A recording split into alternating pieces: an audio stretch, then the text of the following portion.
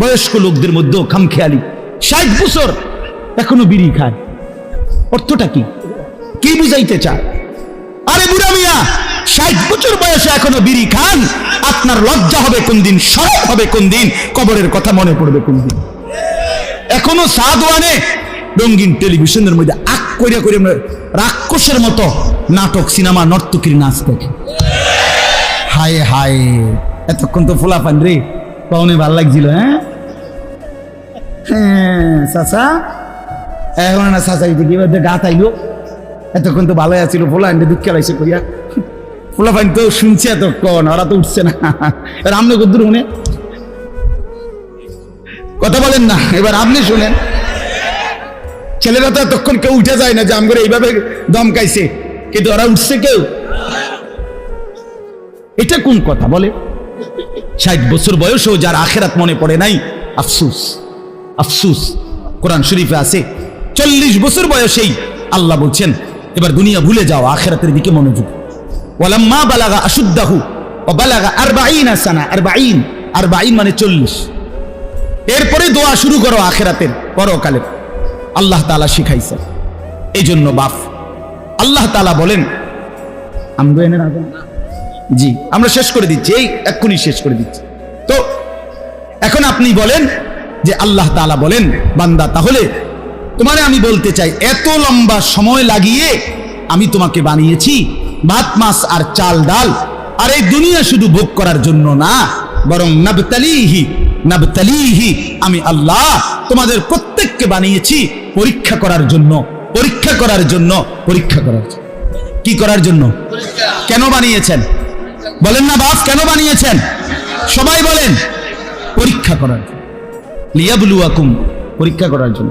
লিনাবলুয়াহুম, পরীক্ষা করার জন্য। ওয়ালানাবলুয়ান্নাকুম, পরীক্ষা করার জন্য। ওয়ানাবলুকুম, পরীক্ষা করার জন্য। সবই কোরআনের শব্দ, সবগুলোর অর্থ একটাই, পরীক্ষা পরীক্ষা পরীক্ষা পরীক্ষা পরীক্ষা। এখন প্রশ্ন হলো কিসের পরীক্ষা? আল্লাহ তাআলা বলেন, আমি সংক্ষিপ্ত একটা হায়াত দিছি তোমারে, দুনিয়ায় অল্প কয়দিনের জন্য থাকতে দিলাম। কাউরে 40, কাউরে 60, কাউরে 70, কাউরে 90, কেউ জানো না কতক্ষণ। একে তো অস্থায়ী, স্থায়ী না। দ্বিতীয়ত অস্থায়ীটাও আবার কদ্দুর তাও জানা নাই। কথা বোঝেন নাই?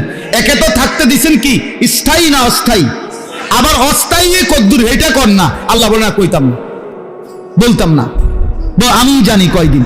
তাইলে একেবারে অনির্দিষ্ট একটি অস্থায়ী হায়াত আল্লাহ বলেন আমি দিয়েছি তোমার স্থায়ী গন্তব্যের জন্য পরীক্ষা করার। তুমি দেখতে চাই তুমি কি ওই স্থায়ী গন্তব্যে জান্নাতে যেতে চাও না জাহান্নামে যেতে চাও, এই পরীক্ষা করার জন্য। এখন আসেন এই শেষ কথা। এবার আল্লাহ তাআলা আমাদেরকে বানিয়েছেন পরীক্ষার জন্য। দেখতে চাচ্ছেন আমরা কি জান্নাতে যাব না জাহান্নামে। কথা বুঝছেন? এখন আল্লাহ তাআলার কাছে যদি আমরা প্রশ্ন করি, আল্লাহ পরীক্ষায় পাশ করার জন্য, জান্নাতে যাওয়ার জন্য আপনি আমারে কি কি ব্যবস্থাপনা দিয়েছেন, আমি যাতে পাশ করি, আমি যাতে রেজাল্ট ভালো করতে পারি, এর জন্য আমারে আপনি কি দিয়েছেন? বোঝেন নাই কথাটা? তো আল্লাহ তাআলা বলেন আমি 3টা জিনিস দিছি। 1 নাম্বার, ফাজআলনাহু সামিআম বাসীরা, আমি আল্লাহ তাআলা শুনবার জন্য কান দিলাম, দেখবার জন্য চোখ দিলাম। তাফসীরের মধ্যে আছে আল্লাহ তাআলা মিসাল হিসাবে 2টা বলছেন, উদ্দেশ্য পুরা শরীর। অর্থ হইল আল্লাহ তাআলা বলেন 1 নম্বরে আমি আল্লাহর সমস্ত হুকুম এবং আমার নিষেধ আদেশগুলো পালন করা, নিষেধগুলো বর্জন করার জন্য 100% যোগ্যতা সম্পন্ন একটা শরীর আমি তোমাকে দিয়েছি। যতগুলো হুকুম করেছি আমি আল্লাহ, ততগুলো হুকুম পালন করার যোগ্যতা আমি তোমার শরীরে দিছি। যতগুলো নিষেধ করেছি, নিষেধগুলো ছাড়ার যোগ্যতা আমি আল্লাহ তোমার মধ্যে দিয়েছি। কথা বুঝছেন কিনা বলেন? আপনি বলেন, আপনার শরীরে রুকু করার যোগ্যতা আছে তো? সেজদা করার যোগ্যতা আছে তো? রোজা রাখার যোগ্যতা আছে তো? জিকির করার যোগ্যতা আছে তো?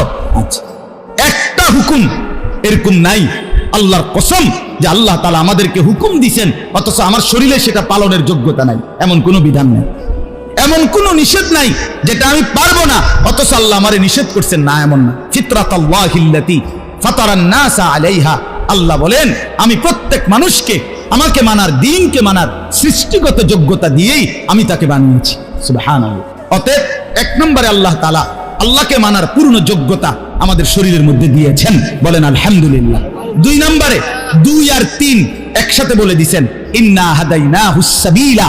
আল্লাহ তাআলা বলেন শুধু শরীর দিয়া ছাইরা দেই নাই, তোমারে জান্নাতের রাস্তা, উত্তীর্ণের রাস্তা, পরীক্ষার পাশ করার রাস্তা পুরাটা বিস্তারিত বলার জন্য, বুঝাইয়া দেওয়ার জন্য যুগে যুগে আমি আল্লাহ প্রথম জীবন নবী রাসূল এবং নবী রাসূলের পরে যুগে যুগে উলামায়ে কেরামের মাধ্যমে তোমারে বিস্তারিত বুঝাইয়া বলেছি। কথা বলেন না? তাহলে আল্লাহ তাআলা বলেন 1 নম্বর শরীরে আমাকে মানার যোগ্যতা দিছি, 2 নম্বরে বুঝাইয়া বলার জন্য নবী রাসূল এবং নবী রাসূলদের পরবর্তী উলামায়ে কেরাম দিয়েছি। 3 নম্বরে হলো বুঝবার জন্য আমার আসমানি কিতাব হেদায়েতের গ্রন্থ দিয়েছি। এই শেষ। কয়টা হলো বলেন না? 1 নম্বর না এখনই মানার যোগ্যতা দিয়েছি, বুঝায় বলার জন্য নবী রাসূল উলামা দিয়েছি, বুঝবার জন্য কিতাব দিয়েছি। এবার আল্লাহ বলেন আমি দেখতে চাই ইম্মা শাকিরা ওয়া ইম্মা কাফুরা। আল্লাহ বলেন এবার তুমি আমার অনুগত নাকি অবাধ্য, গ্রহণ করছো না বর্জন করছো। আমি সব ব্যবস্থাপনা দিয়েছি, এবার শুধু দেখবো তুমি আমারে মানো না অমান্য করো। আল্লাহ বলেন অমান্য করলে শাস্তি আছে, মান্য করলে পুরস্কার আছে। কাজেই আমার কথা শেষ ভাই, আমরা প্রত্যেকেই নিয়ত করে আজকের থেকে ফয়সালা করব আমরা জান্নাতে যেতে চাই। বলেন ইনশাআল্লাহ। আর জান্নাতের জন্য আল্লাহর বন্দেগী শতভাগ পালন করব ইনশাআল্লাহ। গুনাহ ছেড়ে দেই, নাফরমানি ছেড়ে দেই। আল্লাহ তাআলা আমাদের সবাইকে তৌফিক দান করুন। পরিবর্তন শুরু হোক আজকের এশার নামাজ থেকে, ঠিক আছে না ইনশাআল্লাহ? এই জন্য নওজোয়ান ছেলেরা সবাই নামাজের জন্য এখন নামাজের প্রস্তুতি নাও। আল্লাহ তাআলা তৌফিক দান। স্বাভাবিকভাবে আমরা সবাই জানি আলহামদুলিল্লাহ ব্রাহ্মণবাড়িয়ায় বাংলাদেশের শীর্ষ বুজুর্গ অনেক ওলামায়ে কেরাম, এটা বাস্তবিক অর্থেই স্বীকৃত একটি কথা।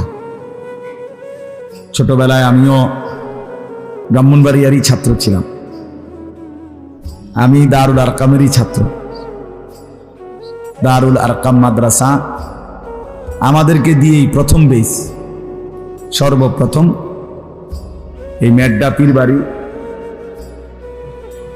হুজুরের বাড়ির পাশে ছোট্ট একটা মসজিদের হুজরায় কামরায় প্রথম মাদ্রাসা যে কয়েকজন ছাত্র দিয়ে শুরু হয়েছে, আমি ওই বর্ষের ছাত্র,